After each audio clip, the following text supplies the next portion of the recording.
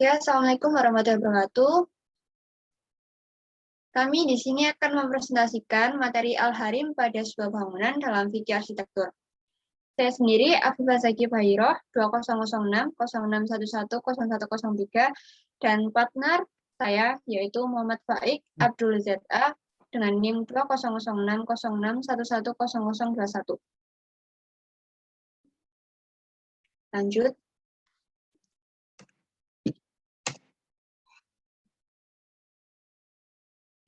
Latar belakang. Konservasi lingkungan dalam usul fikih menjadi bahaya krisis lingkungan global. Banyak masyarakat yang berusaha menjadikan usul fikih sebagai perantara untuk mengeksplorasi analisis-analisis syariah terkait dengan konservasi lingkungan. Dilakukan karena krisis lingkungan telah banyak disinggung dan diisyaratkan di dalam Al-Quran serta menjadi keprihatinan global, namun elaborasinya belum maksimal dipaparkan dalam analisis ilmiah. Lanjut.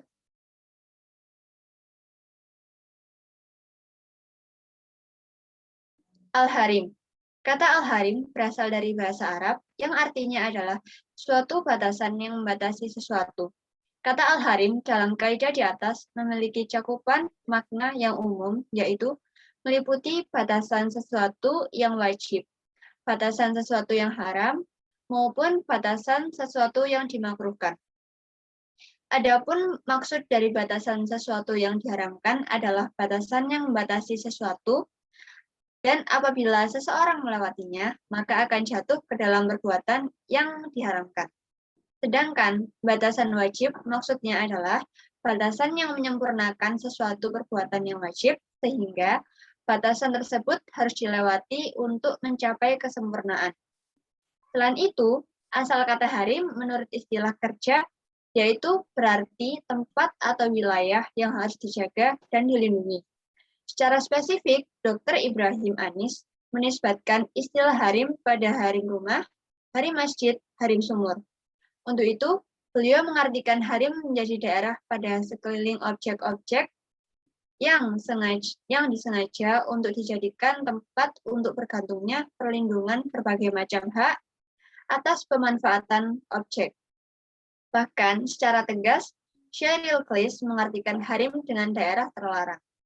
Untuk itu, eksistensi harim dibutuhkan menjadi sebuah daerah larangan yang mengelilingi tempat-tempat tadi.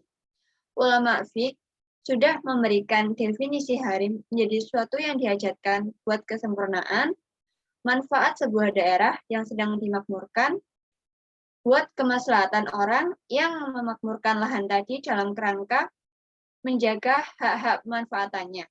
Dalam aturan Islam, refleksi haram di atas tegas-tegas menandakan adanya suatu bentuk larangan atau aturan yang terakumulasi sedemikian rupa yang pada hal ini berfungsi untuk mencapai target yang diberlakukannya harim sebagaimana pada definisinya, yaitu penjagaan atau proteksi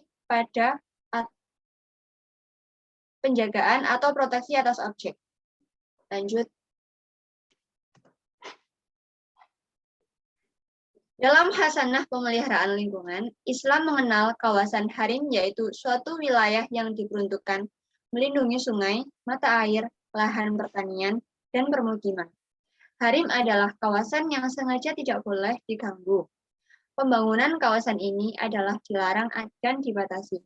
Di dalam kawasan harim, fasilitas-fasilitas untuk kepentingan masyarakat seperti sumur, penampungan air dilindungi dari kerusakan. Harim menyediakan ruangan yang cukup untuk mempertahankan dan melindungi air dari pencemaran. Penyediaan tempat khusus untuk istirahat binatang ternak dan lahan yang cukup untuk pengairan sawah dan kebun. Ketika harim dikaitkan dengan istilah-istilah perlindungan lingkungan, akan diperoleh gambaran bahwa sebagai wilayah terlarang, ia berfungsi sama dalam penglihatan lingkungan, yaitu untuk menjaga dan melindungi objek yang dituju. Dalam hal ini, ekosistem air, ketika air dijadikan sebagai objek perlindungan, harim dapat disamakan dengan istilah daerah suaka alam, lautan, dan daerah aliran sungai. Lanjut. Materi selanjutnya akan dijelaskan oleh pakar saya. Selanjutnya yaitu pemilikan dan penguasaan sumber daya air dalam fikih. Dalam fikih, hak milik terbagi menjadi 3, yaitu hak milik pribadi, hak milik bersama, dan hak milik umum. Agar tidak terjadi kebebasan yang tidak bertanggung jawab dalam penggunaan dan pemanfaatan hak milik pribadi yang berakibat pada terganggunya kepentingan bersama atau kepentingan umum, fikih memberikan ketentuan hak milik pribadi, yaitu yang pertama, proses pencarian hak milik pribadi hendaklah dengan cara yang disahkan oleh syarak. Selanjutnya, kepemilikan, transaksi atau tasarruf dan pemanfaatan hak milik pribadi tidak boleh mendatangkan bahaya bagi pribadi dan kelompok. Selanjutnya, dalam hak milik pribadi hendaknya tetap diperhatikan kemaslahatan atau kepentingan umum. Sebaliknya, penggunaan kemaslahatan umum hanya sebatas slogan atau alasan untuk menguasai hak milik pribadi orang lain juga tidak dibenarkan. Oleh karena itu, fikih menetapkan standar kemaslahatan umum, yaitu maslahah hakikiyah, qadrul hajah, dan dalam kondisi darurat. Selanjutnya yaitu pemilik harus bersikap baik dalam mengelola dan merawat hak milik pribadinya. Hak milik atau pemilikan dalam definisi Imam Al-Qurafi adalah suatu kebolehan yang ditetapkan oleh syarak atas suatu benda atau manfaat dari benda tersebut, dan dari keduanya berlaku prinsip penggantian iwat.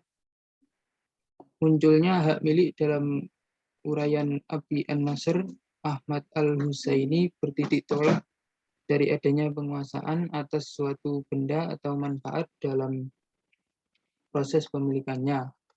Orang yang berhasil menguasai sesuatu biasanya dialah pemilik selanjutnya dari sesuatu tersebut, namun penguasaan tersebut bukan berarti mutlak.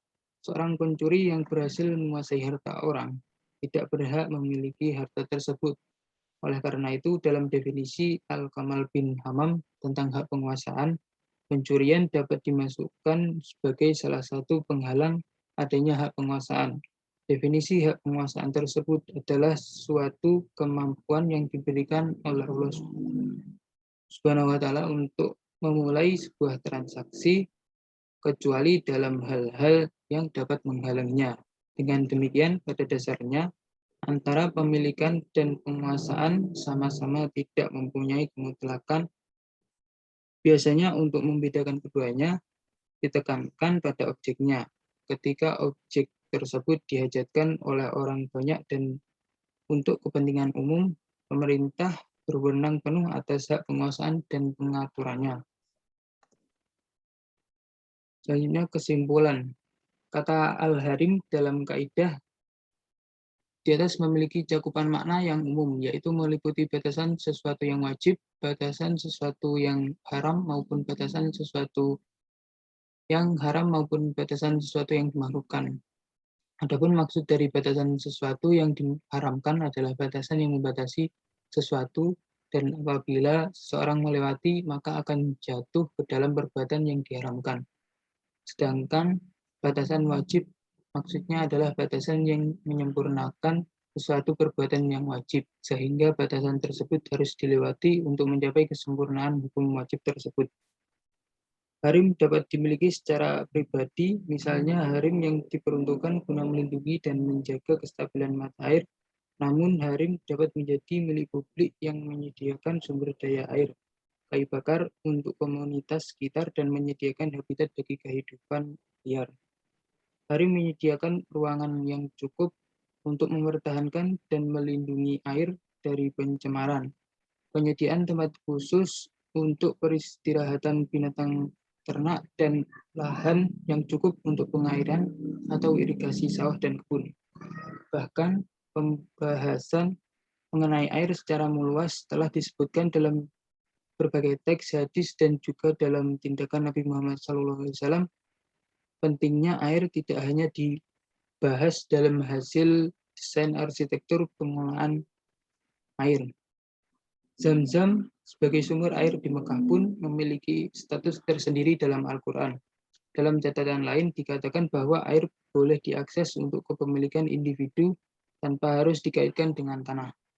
Dalam banyak ayatnya, Al-Quran memberi suatu gambaran bahwa semua yang ada di alam ini, harta yang kita miliki dan kita manfaatkan secara hakiki, asli dan mutlak adalah milik Allah Subhanahu wa taala.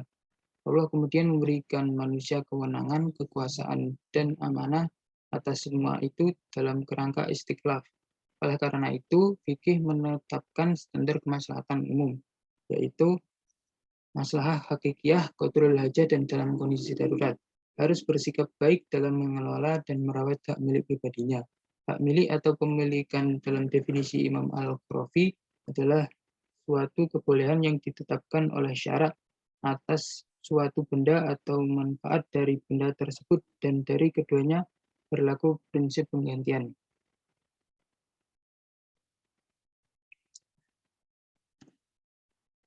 Selanjutnya adalah kutipan dari Al-Imam Jalaluddin Asyuti tentang Al-Harim, yaitu tiap-tiap perbuatan yang diharamkan mempunyai batasan yang membatasinya. Batasan tersebut adalah batasan untuk hukum haram, seperti 2 paha menjadi batas haramnya kemaluan seorang wanita yang sudah dewasa, sedangkan batasan wajib adalah suatu yang tidak sempurnalah perbuatan wajib tanpanya.